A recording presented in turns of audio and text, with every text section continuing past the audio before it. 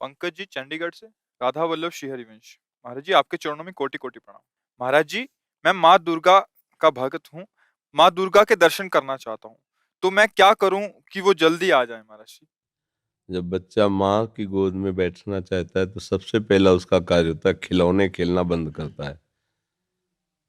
माँ उसके पास खिलौने भेजती है। जितना वो माँ की तरफ बढ़ने की कोशिश करेगा, माँ कार्यरत है तो उसे खिलौना भेजेगी, दे दो ये सब। वो अगर उन खिलौने से ना खेले, रोए, तो फिर घर के किसी सदस्य को प्रेरणा करती है, बिटिया उठा ले गोद में थोड़ी देर। वो उससे भी चुप ना हो, तब फिर वो दौड़ के आ जाती है। भाव, पहले हमको इन भोगों का त्याग करना होगा जिन भोगों में हम खेल रहे हैं। फिर हमारी अनुकूल मांगे हमारे सामने आएंगी, माँ से ना मिलने के लिए बाधा बनकर। हम उन मांगों को भी जो सोचा था, चाहा था, वो मिले, पर हम उसे स्वीकार न करें और रोते ही रहें, तो फिर माँ नहीं रुक सकती। वो तो वात्सल्य में कुपुत्रो जायते क्वचिदपि कुमातानुभूति। फिर वो आकर के साक्षात, पहले हमारी सामर्थ्य तो होनी चाहिए, माँ के दर्शन हो। हमारी माँ कोई प्राकृतिक माँ है क्या? आद्या शक्ति अनंत महामहिम है। वो ऐसी थोड़ी कि इन प्राकृतिक नेत्रों से ऐसे, जैसे अपनी अम्मा को ऐसे देख लेते हैं ऐसे। वो केवल तुम्हारी माँ थोड़ी, जगत माता है और वो आद्या शक्ति है, ईश्वरी हैं। कोई ऐसे थोड़ी कि ऐसे देख लोगे। पहले भोगों का त्याग करो और उनकी शरण में होकर के अंदर से उनके नाम मंत्र, उनके विज्ञ जो महापुरुष जन है उनसे मंत्र लेकर और उनके भावना से भजन करो। माँ का साक्षात्कार रामकृष्ण परमहंस जी ने जब के सिद्ध हो गए ना, फिर माँ का दर्शन को खिलवाड़ है। फिर कृष्ण और काली में कोई अंतर थोड़ी उन्हें दिखाई दे रहा था, पूरा जगत उन्हें भगवत स्वरूप नजर आया। तो माँ का साक्षात्कार मतलब ब्रह्म साक्षात्कार। माँ कोई प्राकृतिक माँ थोड़ी है कि ऐसे ही गोद में बैठ जाओगे। उसके लिए ब्रह्म स्वरूप होना पड़ेगा, समस्त विकारों का त्याग करके केवल माँ की प्राप्ति के लिए। तो चाहे श्री कृष्ण प्राप्ति के लिए, चाहे माँ की प्राप्ति के लिए, वही प्रभु बने हुए हैं सब रूपों में। तो जितना सत्संग है सब उन्हीं की प्राप्ति के लिए है। आप पहले तो विकारों से बचिए, ब्रह्मचर्य का पालन कीजिए, खूब नाम जप कीजिए और लक्ष्य बनाइए कि देवी जो सर्वभूतों में व्याप्त शक्ति है, मैं उसका अनुभव करना चाहता हूँ।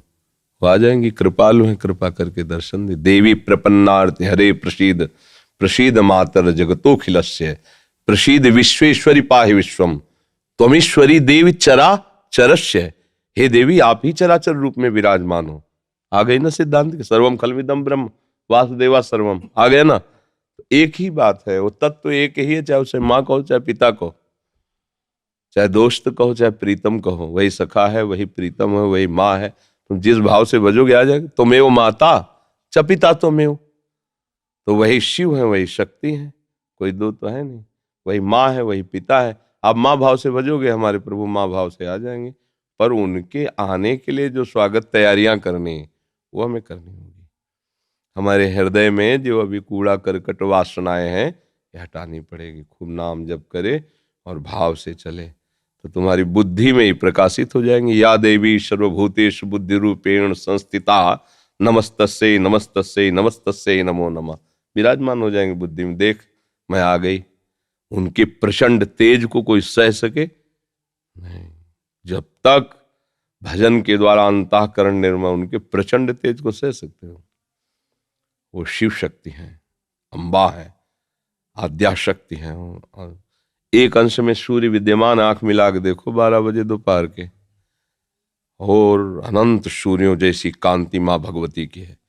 महाबलशाली, त्रिभुवन में कोई पैदा नहीं हुआ कि अपने रूप स्वरूप में आ जाए, उनसे आंख मिला ले कोई। भगवान शंकर भी चरणों में लौट गए नहीं लौट गए। तो ये बात ध्यान रखना कि ये माँ कोई ऐसी माँ नहीं है प्राकृतिक, ये आद्या शक्ति चिदानंद माँ है। ये ऐसे थोड़ी सी चुनरी और नारियल चढ़ाने से तुम्हारी कामनाओं की तो पूर्ति कर देगी, लेकिन साक्षात्कार होने के लिए फिर अपना अस्तित्व मिटाना होगा, अपने अस्तित्व का बलिदान करना होगा। अस्तित्व का बलिदान, पूर्ण समर्पण और उन्हीं का केवल चिंतन, आ जाएंगी। क्योंकि वही है, दूसरा कोई है नहीं हमारी दृष्टि में।